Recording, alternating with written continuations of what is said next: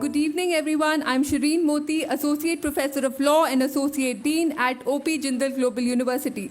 Thank you for joining us for the 11th Dr. L.M. Singhvi Memorial Lecture on the theme of Human Dignity as the Soul of the Constitution, Judicial Reflections in the 21st Century. Without further ado, I would now like to invite the founding Vice Chancellor of OP Jindal Global University, Professor Dr. C. Raj Kumar, to kindly come forward to deliver the welcome address. The Constitution is not a mere lawyer's document. It is a vehicle of life, and its spirit is always the spirit of age. The core of constitutional morality is respect for human dignity. These are the prophetic words of Dr. B.R. Ambedkar, and I would like to begin this evening by recalling these words. Respected Chief Guest, Honorable Shri Om Birla Ji, Speaker of the Lok Sabha, our guest of honor and keynote speaker, Honorable Chief Justice of India, Justice B.R. GAVAI, Dr. Abhishek Singhvi, Senior Advocate, Supreme Court of India, and indeed the co-host of this evening, distinguished dignitaries, judges of the Supreme Court of India, judges of the High Courts, as well as distinguished lawyers, members of the legal community, judicial fraternity, academics, members of civil society, media, and my beloved Chancellor and benefactor of OP Jindal Global University, Naveen Jindal, esteemed colleagues, members of the fraternity of well-wishers of Dr. L.M. Singhvi, friends, ladies and gentlemen. It is my singular honor to welcome you all to the 11th Dr. L.M. Singhvi Memorial Lecture, a solemn yet celebratory occasion that binds us together in memory, reflection, and inspiration. There are moments in public life when remembrance becomes renewal. This memorial lecture is not merely an event, it is an invocation of ideals. As Dr. L.M. Singhvi reminded us, I quote, "Democracy is not just a system of governance, it is a culture of the human spirit," unquote. Today, as we gather to deliberate upon the theme, human dignity as the soul of the Constitution, judicial reforms in the 21st century, we reaffirm that the Constitution lives most fully not in its text, but in the dignity it confers upon every citizen. We are truly privileged this evening, Sri Om Birla Ji, as Speaker of the Lok Sabha. Your stewardship enriches our democratic discourse. Your presence anchors debate in civility and principle. Honorable Chief Justice of India, Justice B.R. GAVAI, your gracious acceptance to deliver tonight's lecture brings profound judicial insight and dignity to our gathering. I particularly want to recognize the presence of the Honorable and Learned Attorney General for India, Dr. R. Venkataramani, the distinguished Solicitor General of India, Sri Mr. Tushar Mehta, and all other law officers who have taken the time out to be present with us on this occasion. I also want to particularly recognize the fact that today we are also paying tribute to the Constitution. Sri Naveen Jindal had conceived the idea of building a world-class university here in Sonipat, Haryana, and along with it, last year, he also conceived the idea of building India's first Constitution Museum and the Rights and Freedoms Academy, inaugurated by the presence of the Honorable Speaker of the Lok Sabha, Shri Om Birla Ji, Union Law Minister, Shri Arjun Megwal Ji, as well as 8 distinguished judges of the Supreme Court of India to mark the 75th anniversary of the adoption of the Constitution. We gather today in memory of Dr. Lakshmimal Singhvi, a thinker, diplomat, jurist, parliamentarian, interfaith exponent, cultural custodian, and visionary. He embodied moral courage, intellectual depth, and civilizational grace. This evening, I would like to reflect more fully on the 5 facets of his legacy, each profound in its reach and enduring in its impact. First, Dr. L.M. Singhvi as a scholar-statesman. Dr. Singhvi's blend of brilliance and humility set him apart. A gold medalist from Allahabad University, an LLM from Harvard Law School, an LLD from Cornell University, he was Rajasthan's first Rotary Scholar overseas. His legal prowess made him a senior advocate at the Supreme Court and later an Advocate General of Rajasthan. Yet, beyond accolades, he wielded learning with modesty, infusing parliamentary and courtroom discourse with moral clarity and intellectual rigor. Dr. L.M. Singhvi as India's voice to the world. As India's High Commissioner to the United Kingdom from 1991 to 1997, the longest serving diplomat in the UK, Dr. Singhvi articulated Indian values on the world stage with grace and substance. He steered cultural diplomacy, relayed moral perspectives at global forums, and deepened Indo-British ties. His efforts included delivering the prestigious Reed Lecture at the University of Cambridge and bolstering India's presence at institutions such as the Permanent Court of Arbitration. Third, Dr. L.M. Singhvi as the architect of interfaith harmony. In an era marked by all kinds of divisions around the world, Dr. Singhvi championed unity. He defined tolerance, and I quote, a state of mind, a set of norms, and a pattern of behavior, another name for human understanding, unquote. Whether through building the Nehru Center in London or organizing interfaith dialogues, he fostered bonds that transcended dogma. Fourth, Dr. L.M. Singhvi as a custodian of culture and civilization. A lover of literature and heritage, Dr. Singhvi was a prolific author and a cultural advocate. He served as the president of Indira Gandhi National Center for the Arts and was instrumental in literary and artistic preservation.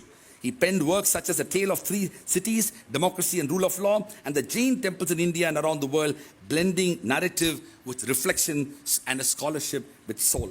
5. Dr. L.M. Singhvi as champion of human rights and dignity. Dr. Singhvi's belief in law as a moral force defined his public life. He influenced legal reforms, advocated for the creation of Lokpal and Lok Ayukta, and helped shape India's National Human Rights Commission. His writings and speeches reminded us law must be anchored in justice, rights in righteousness. Together, these 5 dimensions reveal a truth. Dr. L.M. Singhvi was not merely distinguished, he was a moral compass, a constitutional visionary, and a cultural ambassador whose legacy continues to guide and uplift. On behalf of all present, I would like to extend my profound thanks and appreciation to Dr. Abhishek Singhvi for endowing and benefacting this lecture series at OP Jindal Global University. Through his devotion and generosity, his father's legacy continues to inspire and transform future generations of jurists, academicians, and citizens. Friends, as we light the lamp this evening, let it be more than tradition. Let it be a beacon of remembrance and renewal, a reminder that justice, culture, and law are intertwined, luminous threads of our shared humanity. Let me now close with another timeless insight from Dr. B.R. Ambedkar from his Grammar of Anarchy speech delivered on 25th November 1949. Quote, if we wish to maintain democracy, not merely in form, but also in fact, we must hold fast to constitutional methods. It means we must abandon the bloody methods of revolution. These methods are nothing but the grammar of anarchy, and the sooner they are abandoned, the better for us, unquote. In these words lies our guiding compass, affirming that dignity and progress are born not of upheaval, but of faith in institutions, non-violence, and constitutional strength. As a law professor, I am typically used to writing prose, but there are very rare moments in life I end up writing poetry, and I have written a short poetry on this occasion. And it goes, in memory's gentle blow, his spirit still endures. Dr. Singhvi's noble truth our purpose reassures. His son walks in that grace with honor deeply hued. Dr. Abhishek Singhvi, vision renewed. To Sri Om BIRLA, whose presence steadies democratic ground, your voice a beacon of dialogue, our consensus is found. To the Chief Justice of India, whose wisdom graced this night, your gracious words, I believe, will lend depth and guiding light. And to you, our cherished audience, your hearts enrich this space. With profound gratitude, we thank each face. May Dr. Singhvi's legacy guide our thoughts and deeds. May dignity and justice fulfill our truest needs. Thank you. May our shared commitment shine in unity and hope for our republic for all time. Thank you very much.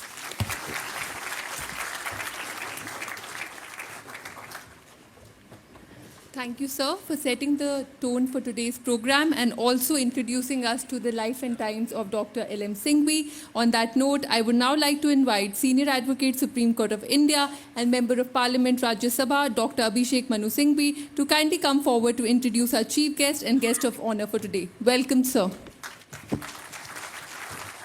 Honorable Speaker, Lok Sabha, Honorable Chief Justice of India, Honorable Judges of the Supreme Court, Honorable Judges of the Delhi High Court, Honorable former Judges of the Supreme Court and former Judges of the Delhi High Court,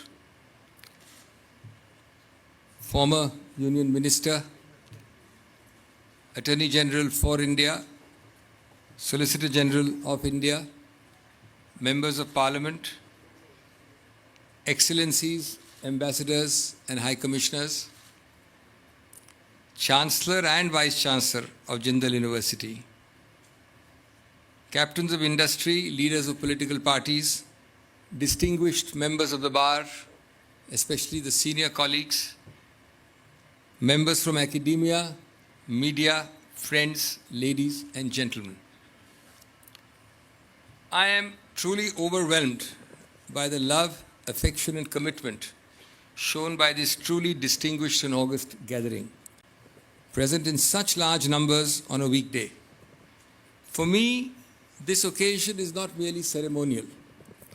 It is an act of memory and meaning, a bridge between generations, a way to keep alive the ideas and ideals of a man who, for me, was not merely a father, but a teacher and a source of inspiration, while being an incredibly multifaceted personality as a jurist, parliamentarian, diplomat, interfaith savant, poet, academic, and a true Renaissance personality. Every year or two, when we congregate for this lecture, delivered earlier by several Chief Justices, Supreme Court judges, philosophers, a former President of India, top diplomats, and so on, we celebrate the civilizational wisdom of India and of its founding fathers, of the values which see law as justice, democracy as dialogue, and dignity as destiny. Both the Honorable Speaker and I share the desert dust of Rajasthan, a land that teaches patience in drought, resilience in adversity, and dignity in simplicity. No wonder bringing dignity to the Speaker's chair comes so naturally to Shri BIRLA. If the judiciary is the temple of dignity, then Parliament is its theatre. And in that theatre, the Speaker is the director who ensures that even discord retains decorum. Shri BIRLA perennially tries to ensure that dignity, both in silence and in disciplined speech. It is not easy in times when debates threaten to become duels, but Shri BIRLA tries to remind us that dignity in democracy means letting voices clash without letting values collapse. Shri BIRLA is an institutional custodian who guards the dignity of the lower house of Parliament with the endurance of the desert from which he comes and the grace of a peacock. It is not easy to use the gavel, not as a weapon, but as a compass. After all, the true dignity of Parliament is not in its walls or traditions, but in ensuring that every voice, whether thunderous or trembling, finds a hearing. दोस्तों, कोटा में कहीं भी जाएं तो speaker साहब के मात्र उपस्थिति से ही लोगों को हलचल मच जाती है। ऐसा इसलिए है क्योंकि वास्तव में जनता के ये आदमी हैं और कोटा स्थित अपने घर के माहौल में सबसे ज़्यादा सहज महसूस करते हैं। यहाँ कोई भी उनसे कहीं भी, कहीं से भी, कभी भी मिल सकता है। इसलिए उन्हें उस विशाल लोकसभा के प्रोटोकॉलबद्ध माहौल या दिल्ली में स्थित उनका आलीशान सरकारी आवास अटपटा सा लगता है। अपने काफ़ी वरिष्ठ प्रतिद्वंदियों पर लगातार विधानसभा और लोकसभा में जीत के लिए बिरला जी को जायंट किलर, महानायक कहा जाता है। आपने स्कूली दिनों से ही एक सक्रिय छात्र संघ नेता रहे हैं। उनकी असली विशेषता, और बिना किसी मीडिया प्रचार के, यह है कि सभी सामाजिक कल्याण परियोजनाओं में उनकी निरंतर प्रतिबद्धता और अथक परिश्रम रहा है। 1999 में कारगिल युद्ध से संबंधित राहत कार्य, 2001 के गुजरात का भूकंप, 2004 की सुनामी, 2013 का केदारनाथ की त्रासदी और ऐसे कई अन्य सेवा कार्यों में श्री बिरला ने संसाधन जुटाने और पुनर्वास कार्यों को आगे बढ़ाने में व्यक्तिगत खुद ने महत्वपूर्ण भूमिका निभाई है, अग्रणीय पंक्ति में खड़े हुए हैं हमेशा। वरिष्ठता सूची में ये चौथे स्थान पे आते हैं, स्पीकर के स्थान में। लेकिन इन्होंने किपलिंग के इस कथन को चरितार्थ किया है। किपलिंग ने कहा था, walk with Kings nor lose the common touch. I first appeared before the same young-looking then Justice GAVAI decades ago at Nagpur. Something he never lets me forget, since I had to scramble in a charter plane to reach Nagpur. And that information apparently travels fast in Nagpur. Since those 2 decades up to date, what has stood out for me is firstly his light touch, an easy manner of getting to the heart of the matter, coupled with complete lack of pomposity and a fantastic dose of pragmatism.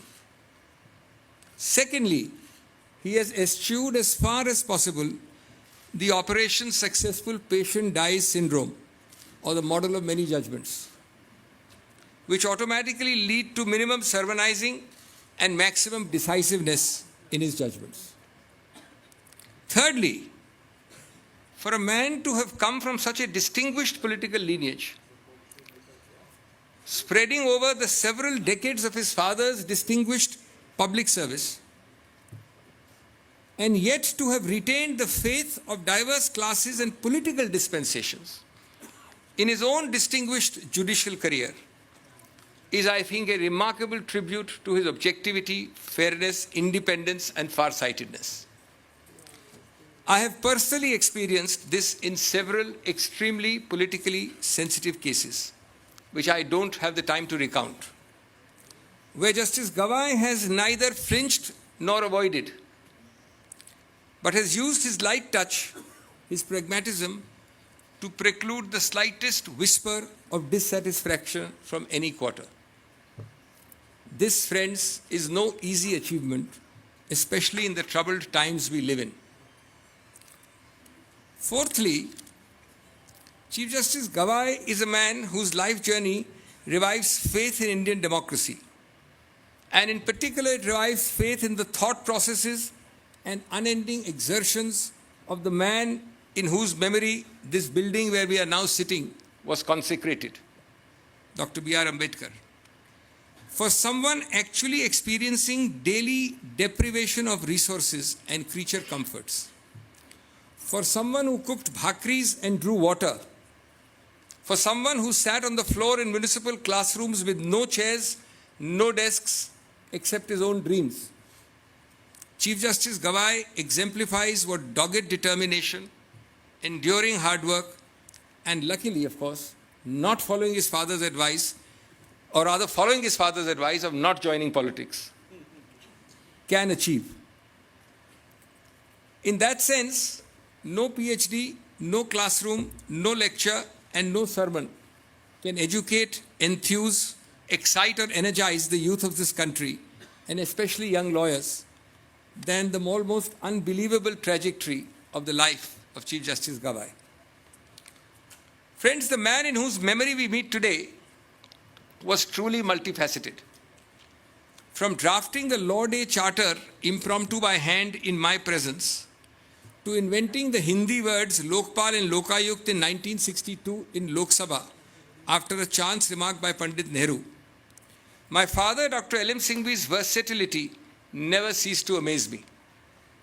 He could converse in chaste Sanskrit, compose a very good Hindi poem while listening to his opponent arguing, and yet be ready for the rejoinder.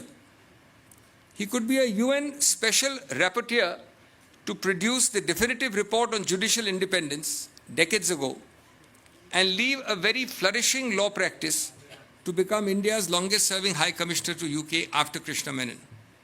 His term incidentally spanned 3 British Prime Ministers and 5 Indian Prime Ministers. He wrote the Diaspora Report and inaugurated the entire diaspora movement after he and then Prime Minister Vajpayee discussed his idea. And he was equally the author of the Panchayati Raj Report, which led to the insertion of Part 9 in our Constitution by the 73rd Amendment in 1992, at the instance of Rajiv Gandhi. There is much more in his life history which I have no time to speak about. But above all, dignity for him was not merely a constitutional ideal, but a lived practice. Few could embody, exhibit, breathe, and live it more in political, legal, public, social, or cultural life than him. So, friends, as we now turn to the lecture, we must remember the Constitution as the Grundnorm, as the Germans used to call it, the supreme law, and the sacred text of our democracy. But, friends, even sacred texts require a spirit, not merely a structure. The Constitution is not a stone monument. It is a living organism. And the life force that animates it, the pulse that keeps it beating, is dignity. Dignity is what transforms a constitution from a legal contract into a moral covenant. Without dignity, liberty becomes license, equality becomes mere arithmetic, and fraternity becomes rhetoric. With dignity, each of these provisions become real, become human, and become humane. The Indian judiciary, to its great credit, has not treated dignity as a mere poetic flourish. It has treated it as a constitutional compass. One out of many examples is the evolution of Article 21.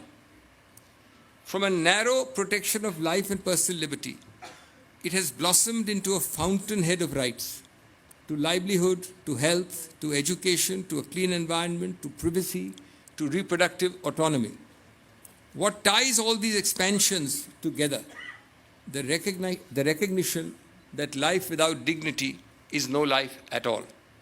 Think of the Keshwananda Bharati judgment, where the doctrine of the basic structure was born. At its core, it was about dignity, the dignity of the Constitution against mutilation, the dignity of citizens against authoritarianism. Think of Puttaswamy, where the right to privacy was affirmed not as a luxury, but as the very essence of dignity in the digital age. Think of Navtesh Johar, where the court, while decriminalizing same-sex relations, affirmed that love, identity, and intimacy cannot be demeaned by majoritarian prejudice. In each one of these examples, dignity was not an afterthought. It was the soul of the process. But let me emphasize, as I conclude, dignity is not the monopoly of the judiciary. It is in fact the responsibility of all institutions, indeed of society itself. The legislature is supposed to honor dignity when it enacts laws that empower the marginalized, protect the vulnerable, and equalize opportunity. The executive honors dignity when governance is transparent, fair, and responsive to the last person. Civil society honors dignity when it resists bigotry and builds bridges of understanding. And let me dare say, we honor dignity even in the way in which we conduct public discourse. In an age of angry noise, dignity is in listening as much as in speaking, in respecting disagreement as much as in asserting belief. That is why, friends, it is such a joy and honor to have with us two remarkable constitutional functionaries this evening. Honorable Chief Justice GAVAI, whose life itself symbolizes the triumph of dignity over adversity, and whose judgments have consistently shown fidelity to constitutional morality. Honorable Speaker Om Birla, who embodies the dignity of parliamentary procedure, ensuring that amidst the tumult and the contestation, the House remains the forum where the people's voice speaks. May I now, therefore, invite the Honorable Chief Justice of India, Honorable Mr. Justice Bhushan R. Gavai, to deliver the 11th Dr. L.M. Singhvi Memorial Lecture on the theme, Human Dignity as the Soul of the Constitution, Judicial Reflections in the 21st Century.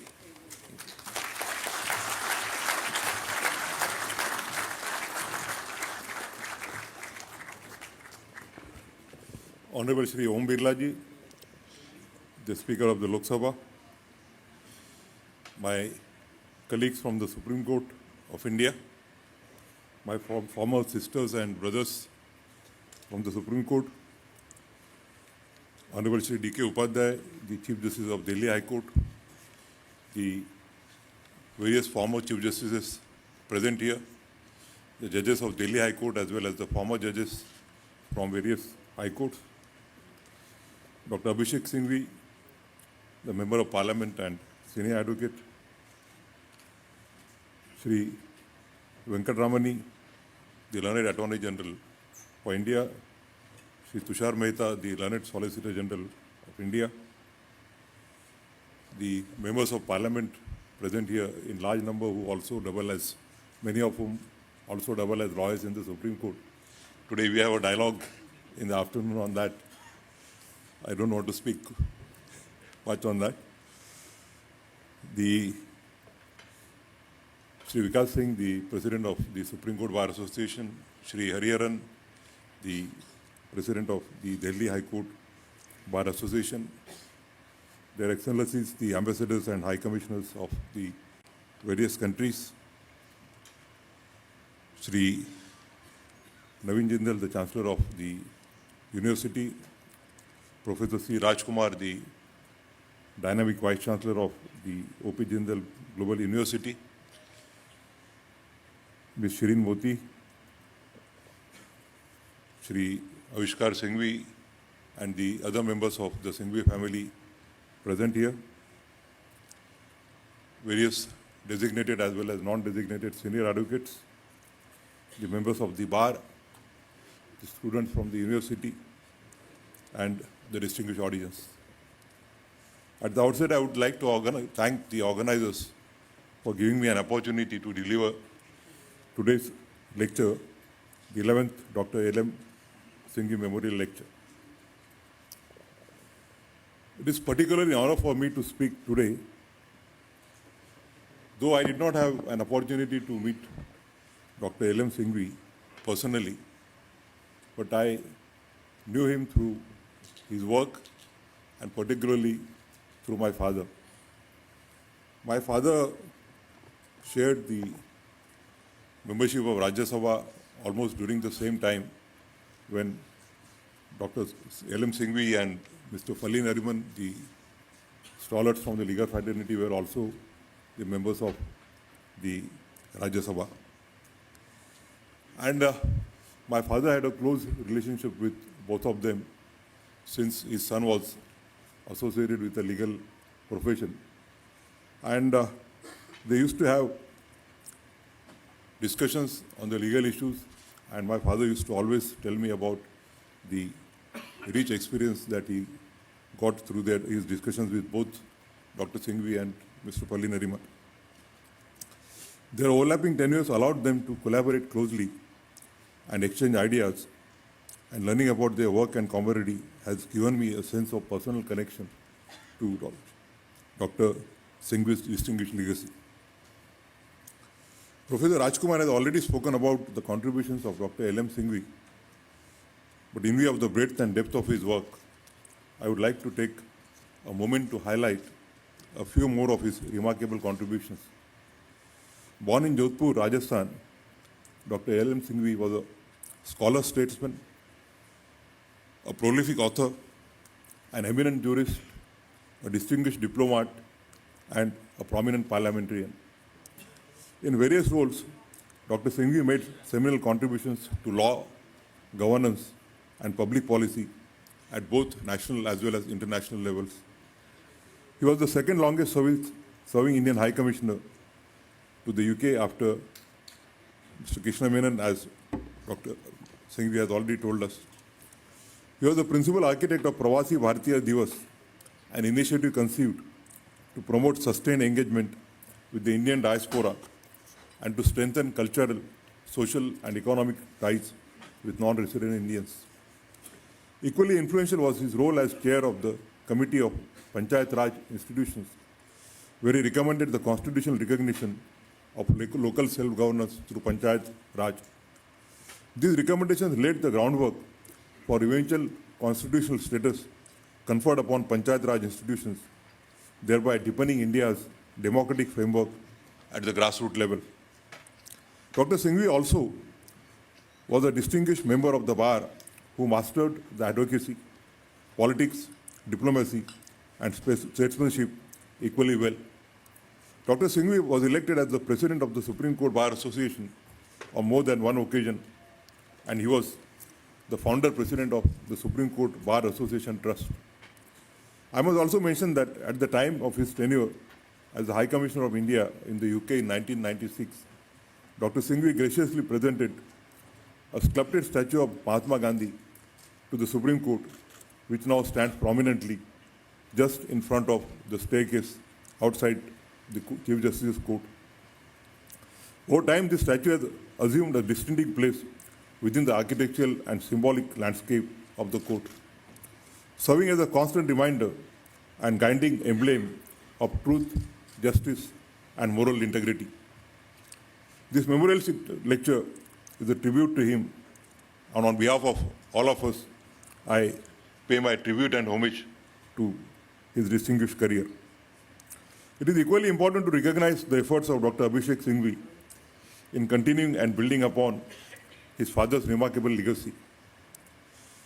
Through his sustained commitment to education and public service, Dr. Abhishek Singhvi has initiated programs that directly benefit students and society at large. One such notable initiative is the Singhvi Trinity Scholarship, established in memory of his late father. This scholarship provides financial support to a deserving Indian student to pursue an LLM at the University of Cambridge, offering not just world-class education, but also exposure to a truly international academic environment. By facilitating this opportunity, the scholarship embodies the vision of fostering excellence, broadening horizons, and nurturing future leaders who can contribute meaningfully to law, governance, and public life in India. Similarly, this lecture series stands as a testament to the enduring intellectual and moral legacy of Dr. L.M. Singhvi. By bringing together scholars, practitioners, and students, the series seeks to perpetuate his spirit of rigorous inquiry, public engagement, and commitment to the value of justice and constitutionalism. Each lecture serves not only as an academic exercise, but also as a platform to inspire critical thinking, dialogue, and reflection. I must also thank Dr. Singhvi for the good words he has spoken about me. I was not expecting them because every day he's at a receiving end in my court. And many a times I remind him about his visit to Nagpur in 2009 or 10. Because that time, nowadays the charter flights are very common, but a lawyer traveling all the way from Nagpur to Nagpur from Delhi, and the chartered flight was something, and as he said, Nagpur is a small city. And then not only that, we wanted to continue the matter on next day, but he had something urgent at Delhi. So he flew back, and then the next day again he came back after a day. He talked about my rise from a semi-sun school to the place where I am today. It's all due to the Indian Constitution and Dr. Ambedkar's vision that I could hold this august office and get an opportunity to serve the nation and the society. We have also talked about I am not having a doctorate or PhD, though I was offered about 12 deletes by various institutions. I have refused them that I will not accept anything till 24th of November 2025. The theme of today's lecture is humanity, dignity as the soul of the Constitution. Judicial reflections in the 21st century. This theme invites us to engage with one of the most enduring principles of constitutional law, human dignity. In simple terms, dignity or human dignity refers to the intrinsic worth and respect owed to every human being simply by virtue of a human being. In the context of 21st century, this principle has acquired a new significance as courts across the world, and particularly in India, grapple with complex questions arising from technological change, social transformation, and evolving notions of equality and liberty. Today, my endeavor is to explore how the judiciary has interpreted the concept of human dignity in diverse contexts, from the protection of individual autonomy and privacy to the advancement of social justice and redressal of structural inequalities. By examining contemporary judicial reflections, we aim to understand how the commitment to human dignity continues to shape the values of constitutionalism and the contours of law, governance, and public life in modern India. But the discourse on human dignity in 21st century cannot be meaningfully undertaken without first understanding the foundational principles laid down in the decades preceding it. Human dignity was a central concern for the framers of the Constitution, deeply intertwined with their vision of a just and egalitarian society. As Dr. B.R. Ambedkar once stated that the social oppression of the so-called untouchables heaped upon them, and I quote, many indignities which are incompatible with the dignity and sanctity of human life, unquote. It is precisely these indignities of various kinds, that is social, economic, and political, that the Constitution was designed to remedy. As Dr. Ambedkar always used to say, that the Constitution is a weapon for bloodless social revolution.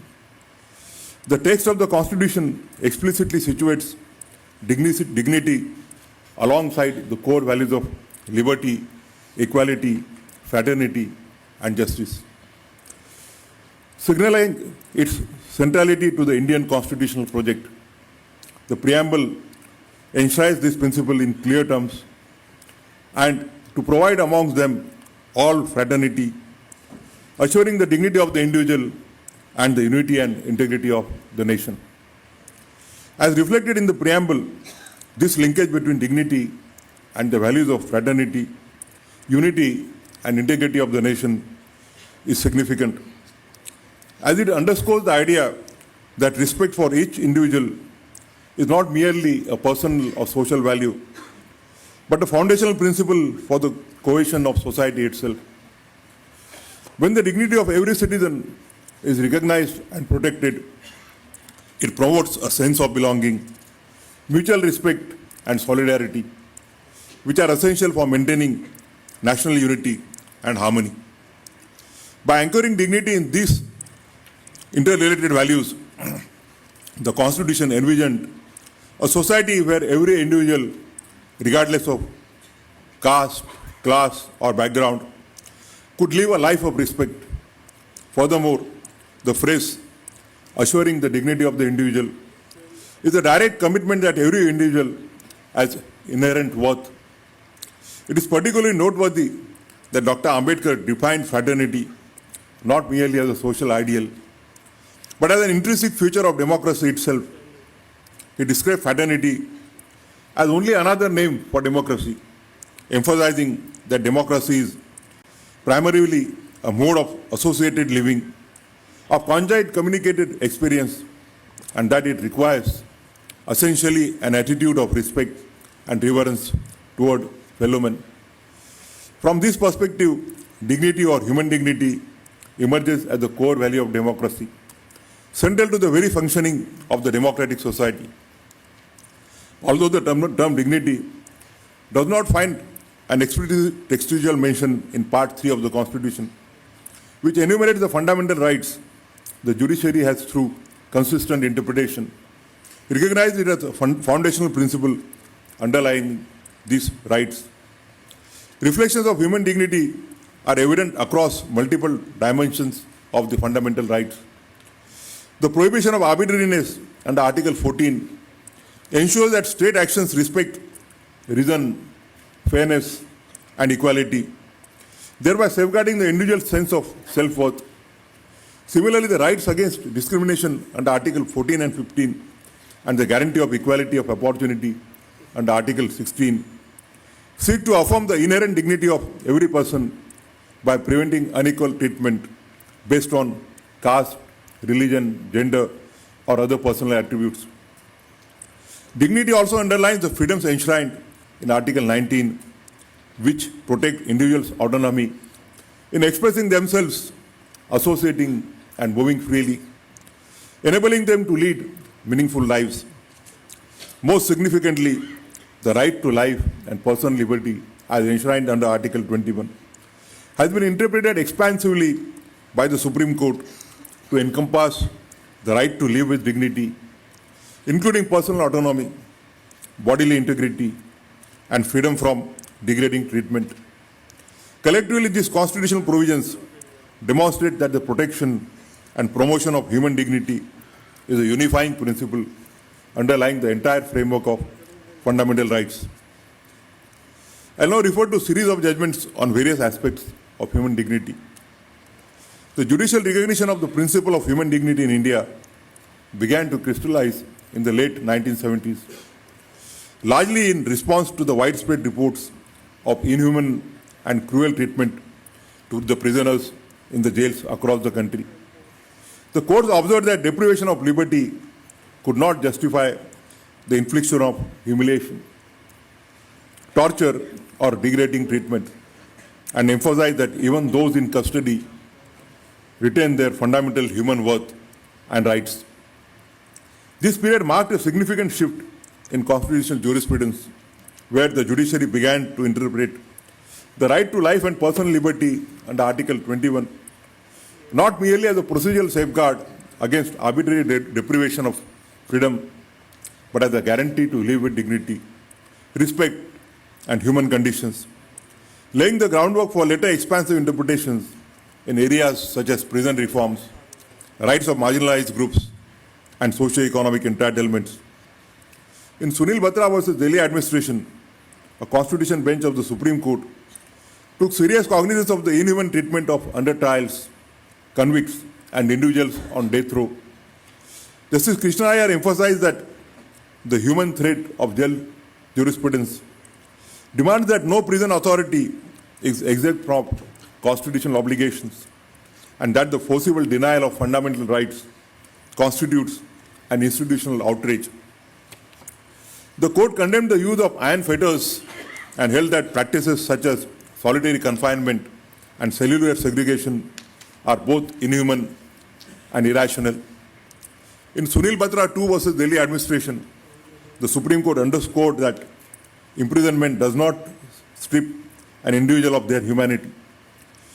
It famously observed that in the eyes of law, prisoners are persons and not animals, and affirmed that the judiciary has a duty to hold accountable and punish the divine guardians of the prison system where they go berserk and defile the dignity of the human inmate. Another judgment from 1980, Prem Shankar Shukla versus Delhi administration, centered around the constitutionality of handcuffing under trial prisoners. The court held that depriving a person of human dignity is not merely an act of causing physical discomfort, but an affront to their very humanity, striking at the core of Article 14, 19, and 21. The judgment emphasized that the guarantee of human dignity forms an integral part of our constitutional culture and is activated, and I quote, when we realize that to manacle man is more than to mortify him. It is to dehumanize him and therefore to violate his very personhood, too often using the mask of dangerousness and security, unquote. In Francis Corralline Mullin versus the Administrator, Union Territory of Delhi, the Supreme Court struck down a rule that restricted a detainee's right to consult a legal advisor of their choice, holding it unconstitutional under Article 14 and 21. The court emphasized that the right to live with dignity is an essential component of the right to life, and as such, a detainee is entitled to meet the family members, friends, and the legal advisors. These landmark judgments firmly established that human dignity is a constitutional value that remains inviolable even within the confines of incarceration. Building on this foundation, the Supreme Court in the 21st century has continued to safeguard the rights of the prisoners, reinforcing their rights to human treatment and dignity are consistently applied even within the correctional institutions. The Supreme Court in Mahmood Naeem Azam versus the State of Chhattisgarh observed that a person in custody retains their basic human rights and inherent dignity, and the police officers are bound to refrain from inhuman treatment. In 2015, in Shabnam versus Union of India, the Supreme Court reaffirmed that human dignity must be preserved even in the case of a prisoner sentenced to death. The court held that from the confirmation of the death sentence by the highest court until its execution, the convict is entitled to be treated with full respect for human dignity, to the extent which is reasonable and permissible in law.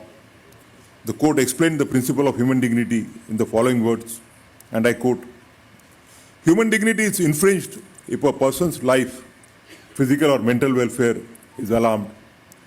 It is in this sense torture, humiliation, forced labor, etc. all infringe on human dignity. It is in this context many rights of the accused derive from his dignity as a human being." Unquote.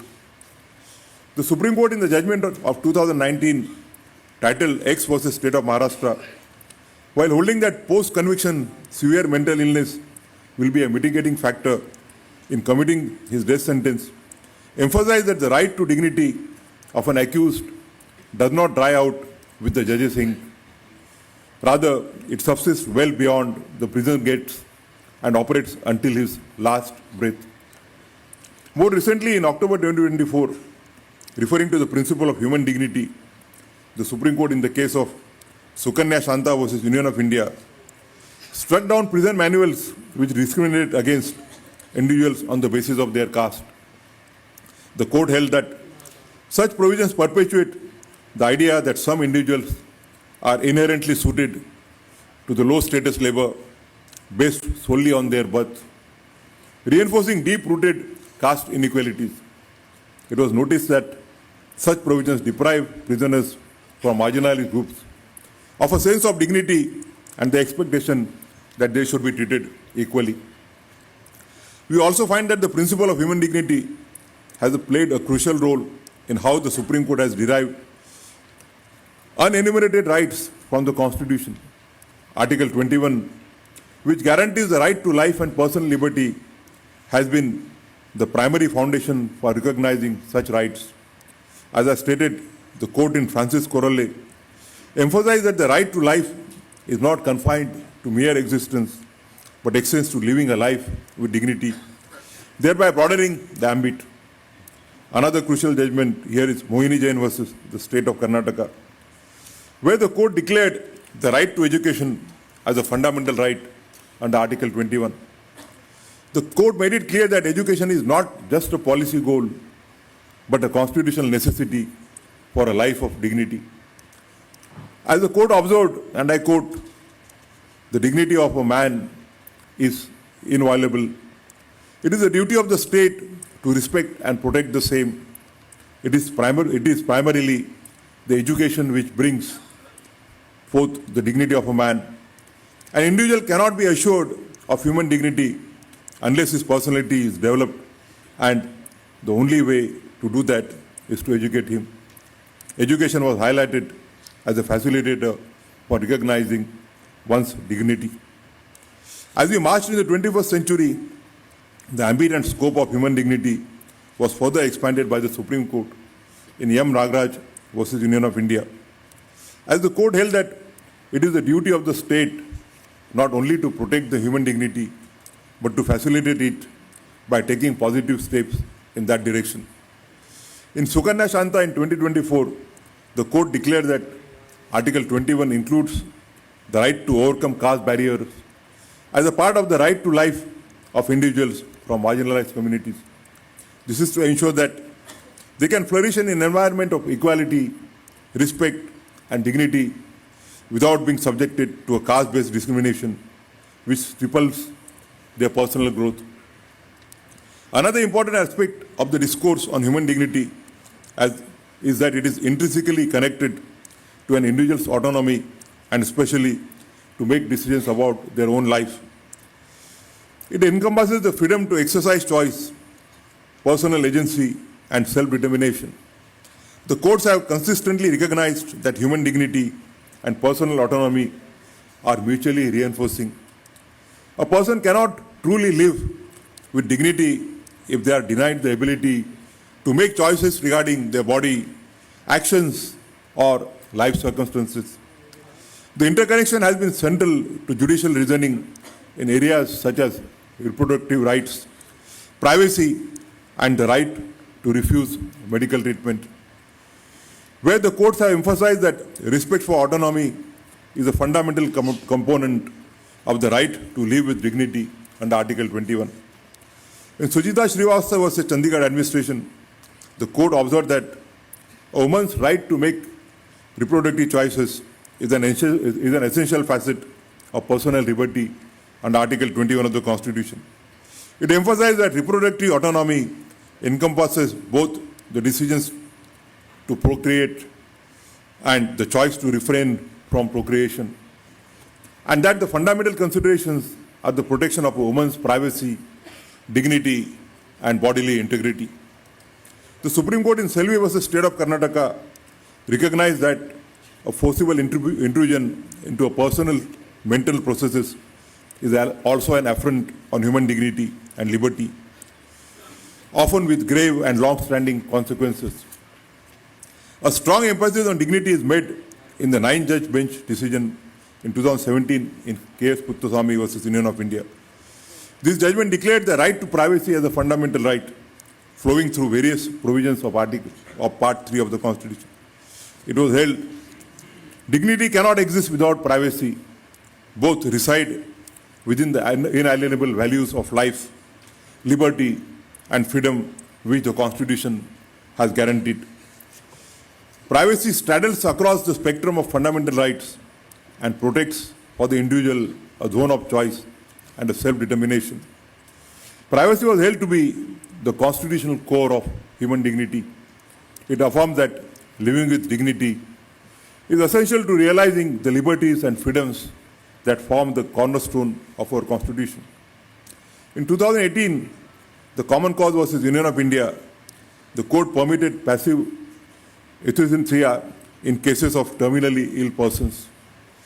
The court reiterated that the term life in Article 21 encompasses the right to live with human dignity, which also includes the right to die with dignity.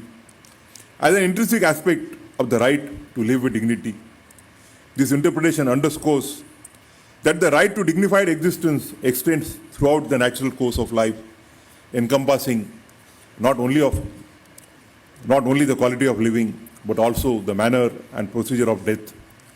Beyond personal autonomy, other dimensions of human dignity, such as self-expression and the right to make decisions, reinforce the principle that it is ultimately the patient's choice to accept or refuse the medical treatment. Across these judgments, the judiciary has repeatedly affirmed that protection of autonomy is a core mechanism through which the Constitution safeguards human dignity, reinforcing the interdependence of these two fundamental principles. I'll now turn to how the court has acknowledged human dignity not only as an individual right, but also as a collective or group value, particularly in the context of marginalized and socially disadvantaged communities.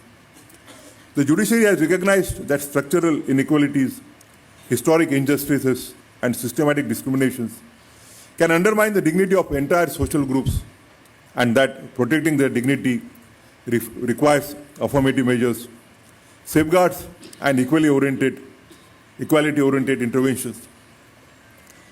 Through its jurisprudence, the court has consistently emphasized that dignity encompasses social recognition, respect, and the opportunity for marginalized communities to participate fully and equally in society, extending beyond mere legal protection to address entrenched social hierarchies and exclusion. In People's Union for Democratic Rights versus the Union of India, the court examined the violation of labor laws during the construction of the Asian Games complex in New Delhi and emphasized that whenever construction work is undertaken, whether departmentally or through contractors, the government or any public authority must ensure strict compliance with labor laws. Authorities should not wait for the complaints from workers, but must conduct regular and surprise inspections to detect any violations. The court highlighted that Article 23 prohibits forced labor in any form as it violates human dignity and fundamental human values. It further held that even if remuneration is paid, labor performed under compulsion or without free consent constitute forced labor under Article 23. This judgment underscored that labor must be provided voluntarily without coercion or compulsion as a fundamental aspect of respecting the inherent dignity of the worker. Importantly, this decision set a precedent for a series of subsequent judgments that reinforce the principle of the dignity of the labor, emphasizing that all workers, regardless of their social or economic status, are entitled to fair treatment and safe working conditions. Later highlighting the need to protect the marginalized communities such as scheduled castes and scheduled tribes in HON'BLE Singh versus State of UP, the court reiterated that the right to live as a human being is not ensured by meeting only the animal needs of the man, but it is secured only when he is assured of all the facilities to develop himself and is freed from restrictions which inhibit his growth.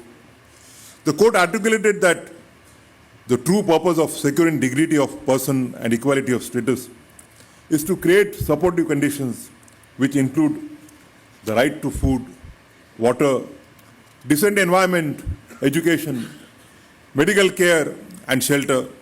Such conditions will ensure that every citizen may grow and participate as an equal in our democracy. In a significant judgment in Visakhapatnam versus State of Rajasthan, the court laid down guidelines to prevent sexual harassment against women at the workplace. It was held that gender equality includes protection from sexual harassment and right to work with dignity, which is universally recognized basic human right. In Charu Khurana and others versus Union of India, the Supreme Court struck down the rules of Cine Costume Makeup Artists and Hairdressers Association that barred female makeup artists from becoming members.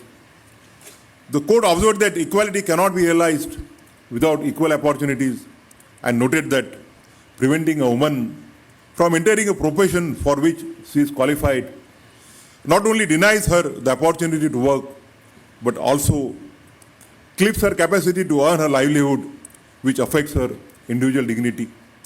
The court remarked that all practices derogatory to the dignity of women are to be renounced.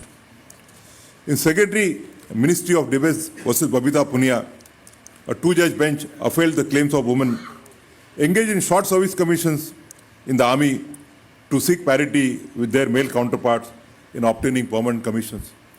The court held to cast aspersion on their abilities on the ground of gender is an affront not only to their dignity as women, but to the dignity of the members of the Indian Army. Men and women who serve as equal citizens is a common mission. The court gave several directions to the Union government to grant permanent commission to women officers in the Army and consequential benefits. Subsequently, the women officers of the Army approached the Supreme Court in Lieutenant Colonel Nitisha versus Union of India to challenge the evaluation criteria applied by the Army to grant permanent commissions as unjust and arbitrary as the women officers who were in the age group of 40-50 years were being required to conform to the medical standards that a male officer would have to conform to at the age of 25 to 30 years.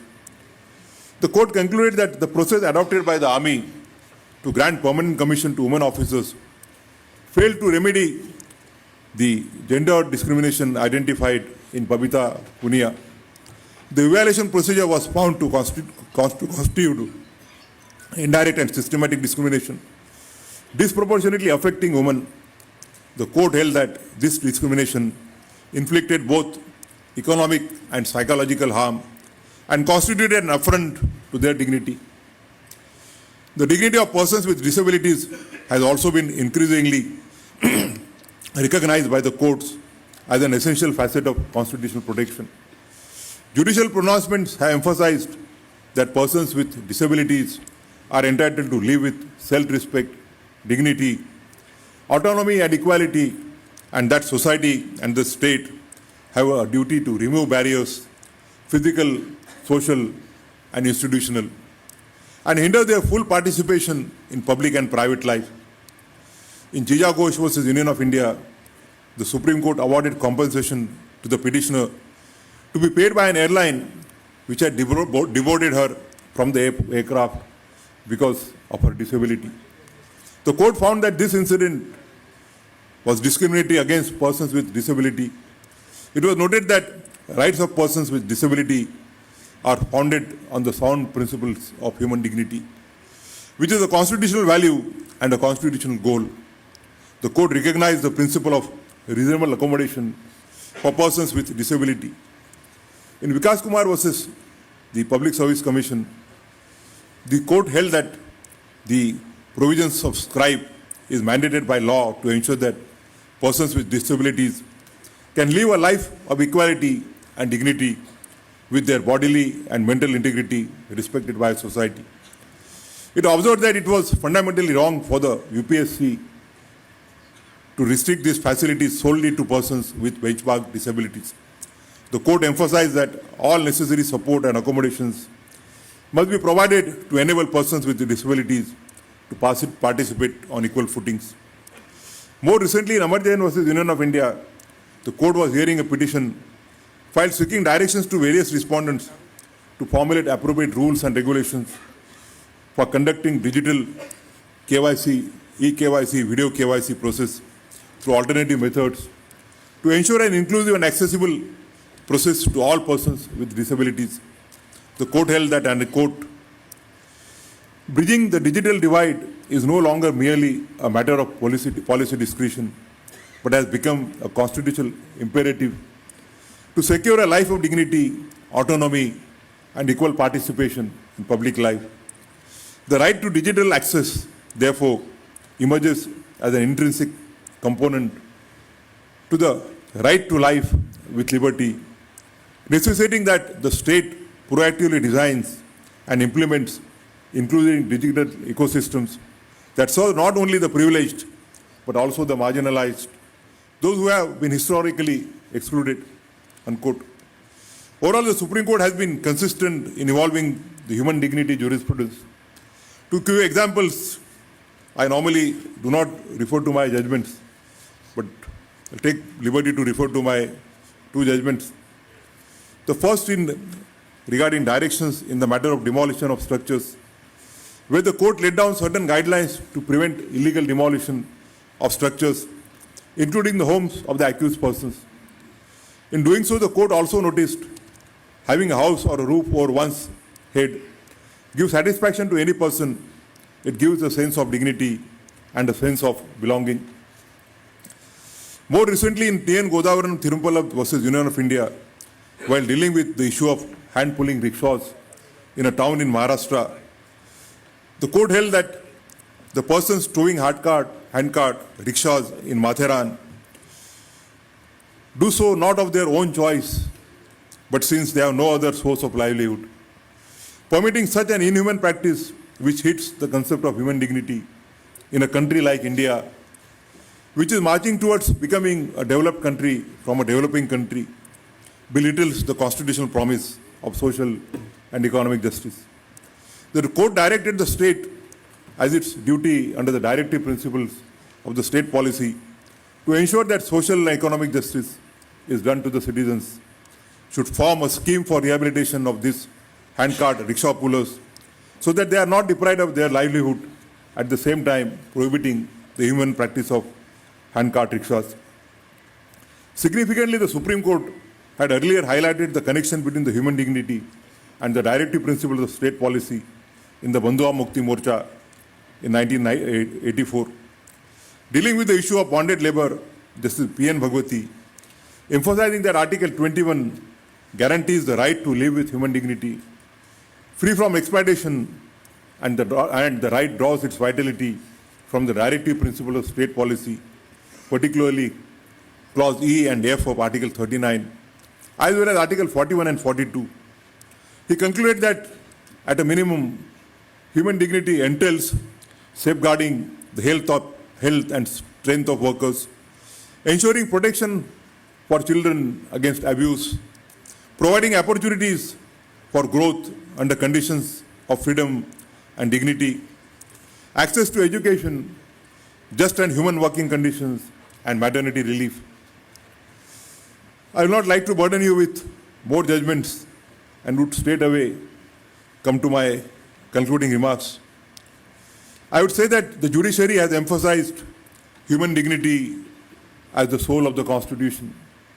It has held human dignity to be a pervasive principle that underlines the very spirit and philosophy of the Constitution, shaping the core values articulated in the preamble: liberty, equality, fraternity, and justice. Across a wide array of judgments in the 20th and 21st century, the Supreme Court has consistently recognized that human dignity is both a substantive right and a normative lens through which all fundamental rights must be understood. It has been employed not only to safeguard a dignified existence for individual citizens, but also as a constitutional tool to expand, interpret, and harmonize rights, ensuring that the protection afforded by the Constitution is meaningful and comprehensive. In practice, this means that dignity serves as a guiding principle that connects rights, allowing the judiciary to develop a coherent and holistic framework for constitutional adjudication. Whether in the context of prisoners, workers, women, or persons with disabilities, human dignity transforms the understanding of autonomy, equality, and justice, ensuring that the law protects not only physical survival, but also the broader conditions necessary for a life of self-respect, freedom, and opportunity. By anchoring constitutional interpretation in dignity, the Supreme Court has ensured that the Constitution remains a living instrument capable of responding to evolving societal challenges while remaining faithful to the foundational values. I end my lecture by quoting from the privacy judgment, and I quote, to live with dignity. Dignity is the core which unites the fundamental rights, and because the fundamental rights seek to achieve for each individual the dignity of existence. I unquote. I thank the OP Jindal University and Dr. Singhvi for giving me an opportunity to address you on this occasion in memory of Dr. L.M. Singhvi. I once again pay my deep tribute to the enormous contribution of Dr. L.M. Singhvi. I am also thankful to all my brother colleagues and members of the bar who, in spite of tomorrow being a miscellaneous day, are present in large number. Thank you very much. Thank you to the Chief Justice of India, Honorable Mr. Justice B.R. GAVAI, for a stellar lecture. As a lifelong student of constitutional law, it was truly an educative experience to hear you speak about the foresightedness of the members of the Constitutional Assembly, the value of dignity in promoting democracy, the Supreme Court's evolving jurisprudence on dignity as a value, and the constitutional value at the interchange between dignity as a value as well as individual autonomy. On that note, I would now like to invite the Honorable Speaker of the Lok Sabha, Shri Om Birla, to kindly come forward to deliver the Chief Guest address for today. Welcome, sir. Doctor L.M. Singhvi स्मृति व्याख्यान में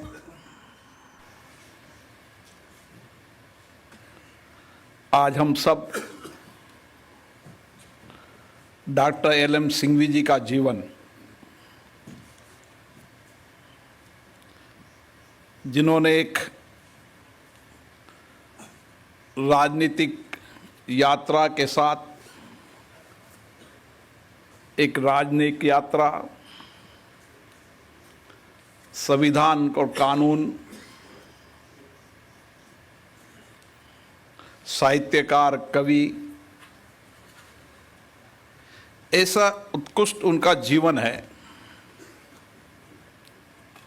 कि वह हमें आज भी प्रेरणा देता है। उन्होंने जिस क्षेत्र के अंदर भी कार्य किया,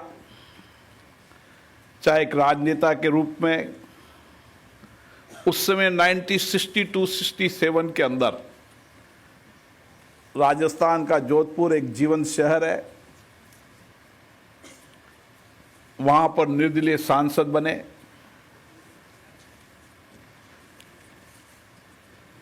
कानून ज्ञाता के रूप में उनकी विद्वता, उनका ज्ञान केवल देश में नहीं, दुनिया के कई संविधान बनाने में भी उनका योगदान रहा। उनकी यात्रा एक राजनीतिक यात्रा के रूप में लंबे समय तक वो यूके में राजनीतिक रहे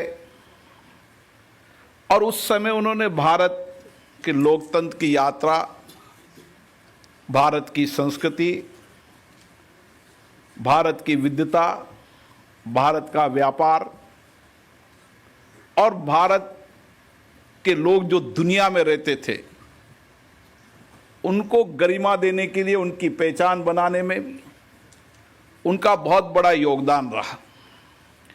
इसलिए कई बार व्यक्ति ऐसा भी हो सकता है जिसका बहुआयामी व्यक्तित्व हो, और मुझे लगता है डॉक्टर एल.एम. सिंघवी का बहुआयामी व्यक्तित्व हम सबको प्रेरणा देता है नए कार्य करने की, नई विचारों की, और अपने जीवन के अंदर देश को कुछ न कुछ कंट्रीब्यूशन करने की। यही इस व्याख्यान माला के अंदर हमें अनुभव प्राप्त हुआ।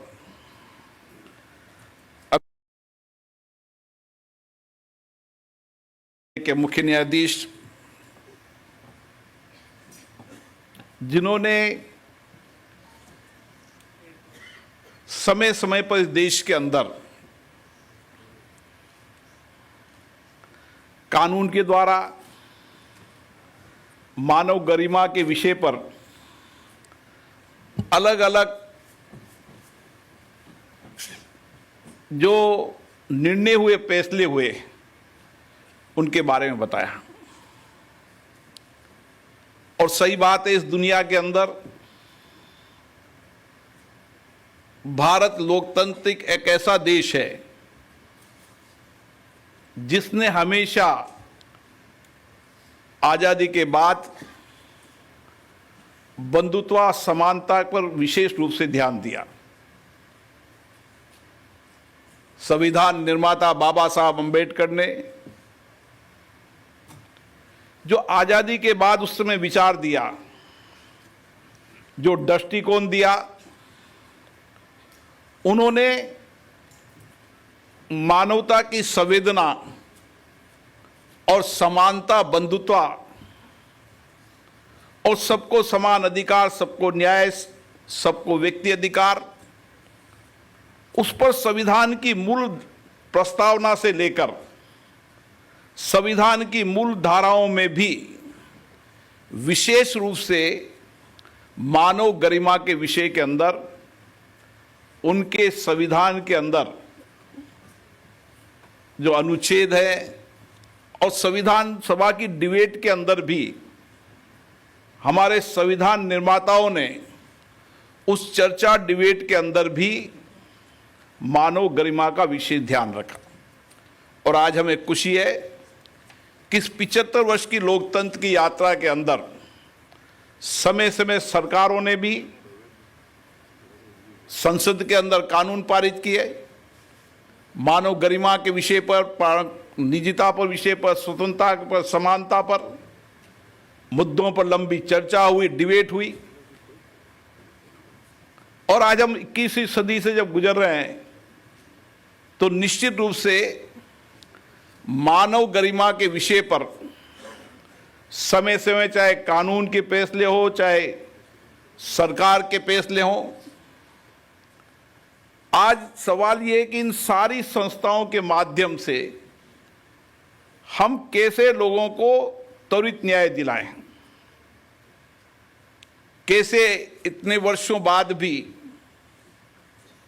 जो कुछ भी कानूनी या कार्यपालिकाओं की अड़चन है उनको कैसे दूर करें, ताकि एक व्यक्ति को मानव गरिमा से तुरंत न्याय मिल सके, चाहे कार्यपालिका के अंदर हो, चाहे शासन हो, चाहे न्यायपालिका के अंदर हो।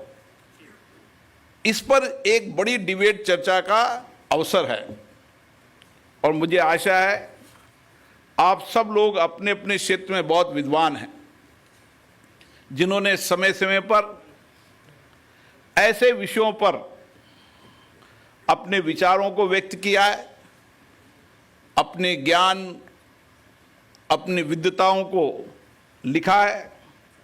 आज हमें सभी संस्थाओं, चाहे लोकतंत्र की संस्था संसद हो, चाहे न्यायपालिका हो, चाहे कार्यपालिका हो, शासन हो, हमारा एक ही प्रयास होना चाहिए। इस 75 वर्ष की यात्रा में बहुत परिवर्तन हुआ है।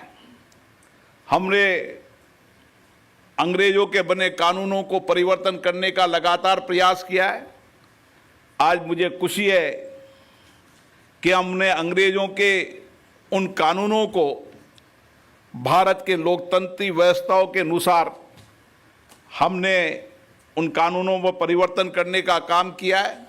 लेकिन इस 75 वर्ष की यात्रा के अंदर अभी भी अगर हम मानव गरिमा की बात कर रहे हैं तो संविधान के अंदर सब धाराएं देने के बाद भी, क्योंकि आज भी भारत का संविधान हमारा कानूनी दस्तावेज नहीं है, हमारा जीवंत वो दस्तावेज है जो हमेशा हमें मार्गदर्शन का काम करता है। मुझे आशा है कि मैं डॉक्टर अभिषेक मनु सिंघवी जी को धन्यवाद देता हूं, जिन्होंने इस चर्चा को आगे बढ़ाया है। और ये चर्चा अलग अलग क्षेत्रों के अंदर आप सभी विद्वानों के ज्ञान से, आप सबकी विद्वानों के लेखन से और समय समय पर, चाहे जुडिशरी हो, चाहे कार्यपालिका हो, चाहे लोकतांत्रिक हो, हर संस्थाओं को आपके और सुझाव मिलेंगे ताकि आम व्यक्ति को त्वरित गति से हर संस्थाओं के अंदर न्याय मिले, उसके मानव अधिकारों की सुरक्षा हो और जो उसको पेजित किया अभी भी जो कठिनाइयाँ, चुनौतियाँ उसके जीवन के अंदर अभी भी है, उन सारी चुनौतियों को कैसे समाधान हो सकता है।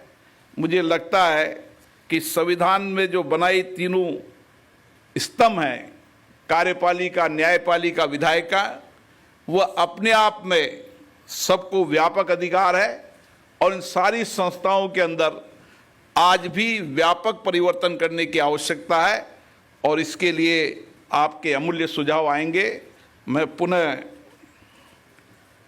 डॉक्टर अभिषेक मनु सिंघवी जी को धन्यवाद देता हूं और विशेष रूप से जस्टिस BR गवई जी ने, जिन्होंने पूरी अभी तक इस विषय पर जब जो फैसले हुए, चाहे हाई कोर्ट में हुए, चाहे सुप्रीम कोर्ट में हुए, उन सारे फैसलों को आपके सामने रखा है।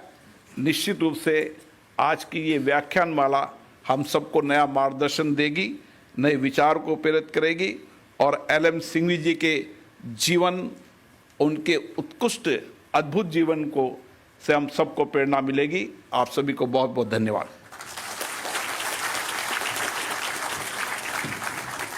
Thank you to the Honorable Speaker of the Lok Sabha, Shri Om Birla. हम सभी की तरफ से आपको तहे दिल से शुक्रिया। आपका योगदान भारतीय समाज में हमेशा ही अमूल्य रहेगा। On that note, I would like to now invite Advocate Supreme Court of India, Mr. Avishkar Singhvi, to kindly come forward to deliver the vote of thanks for today's memorial lecture. Respected Chief Justice of India, Mr. Justice B.R. GAVAI, respected Honorable Speaker of the Lok Sabha, Shri Honorable Om Birla Ji, Dr. Abhishek Singhvi, Vice Chancellor Raj Kumar Ji, Honorable respected judges of the Supreme Court, respected judges of the Delhi High Court, members of Parliament, senior advocates, learned colleagues, friends, ladies and gentlemen. It is my profound honor to offer this vote of thanks at the culmination of the 11th Dr. L.M. Singhvi Memorial Lecture, an occasion that is in truth much larger than any single event, with continuing scholarships, citations, seminars, and recognitions across the year. Tonight, we do not merely remember a monumental man, but we engage in an ideal, a vision of law, of democracy, and of human dignity that continues to illuminate our lives. First, our deepest gratitude to the Honorable Chief Justice B.R. GAVAI, whose keynote address tonight was the fine blend of a masterclass in constitutional wisdom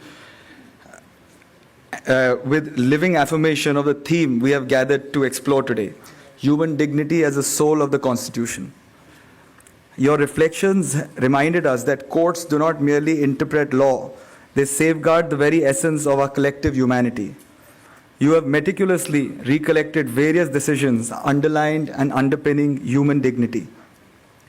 We are grateful for the clarity, the compassion, the depth with which you have connected jurisprudence to the lived dignity of every citizen. You have rendered justice faithfully and fearlessly, with grace, and if I may say sometimes with great humor in the courtrooms. You continue to inspire millions of legal professionals with values that they should live by and protect, dignity and justice above all. To the Honorable Speaker, Shri Om Birla Ji, our chief guest, we owe a special word of thanks to you. You made time to specially fly back from Kota for this function. In your stewardship of the Lok Sabha, you embody a rare combination of firmness, calmness, ensuring that debates, even when spirited, remain anchored in civility and constitutional ethos. Your words tonight highlighted that dignity is not a privilege of a few, it is the responsibility of all those who govern, legislate, and lead. Your tribute to Dr. L.M. Singhvi as a parliamentarian, a statesman, and a voice of Indian civilization was evocative. Your words have given a new life to his memory. His parliamentary contributions and his passion for democracy were enriched by the very ideals that you drive every day.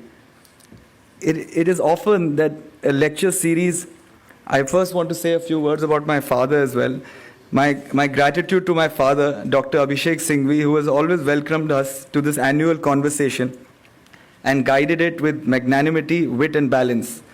It can sometimes be dangerous to go at the pace at which he goes, especially for health reasons.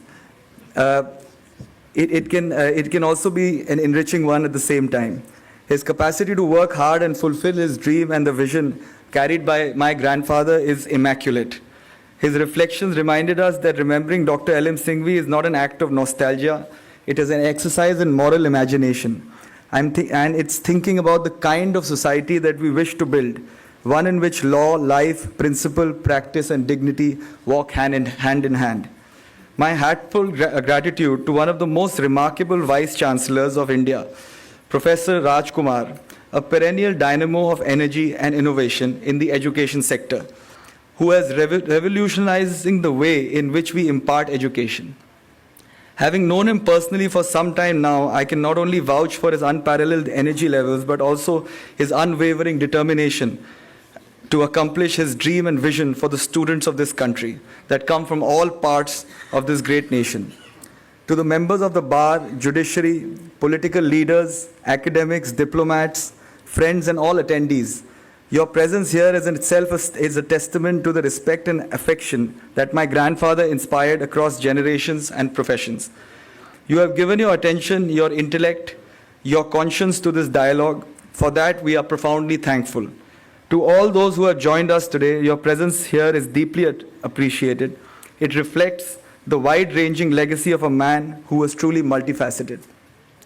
Let us acknowledge those whose names do not appear in speeches, but whose efforts make such events possible. The organizers, the volunteers, the secretarial staff, and every hand who has ensured that tonight unfolded with seamless ease. In their labor too, we witness the quiet, unheralded embodiment of the theme we honor.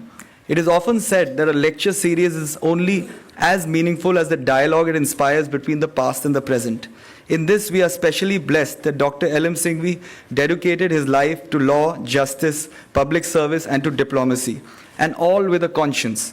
He believed that the Constitution is a living promise that every human being in every walk of life deserves respect, recognition.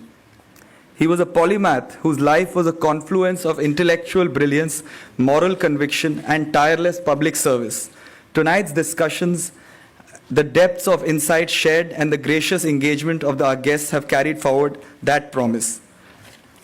May the lessons of this evening guide us in our courts, our legislature, and in our daily lives to remember that every law is meaningless without dignity, every institution hollow without respect, and every society incomplete without compassion. As we carry forward his memory, let us carry forward his mission to think deeply, to act justly, and to speak wisely and serve selflessly. May this annual lecture serve as a living tribute, inspiring future generations to engage with ideas and ideals that build a more just and humane world built on dignity and empowerment. With the gratitude in my heart and humility in my voice, I thank you all once again. Jai Hind. Thank you. Thank you, sir. I would now like to invite Ms. Abhishek Singhvi to kindly present a memento to our chief guest, the Honorable Speaker of the Lok Sabha, Shri Om Birla, as a mark of our respect and gratitude.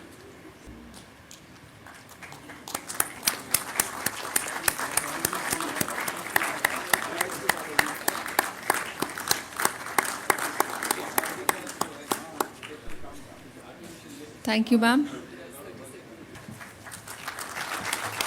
I would now like to invite Ms. Anita Singhvi to kindly present a memento to our guest of honor, the Chief Justice of India, Honorable Mr. Justice B.R. GAVAI, as a mark of our appreciation.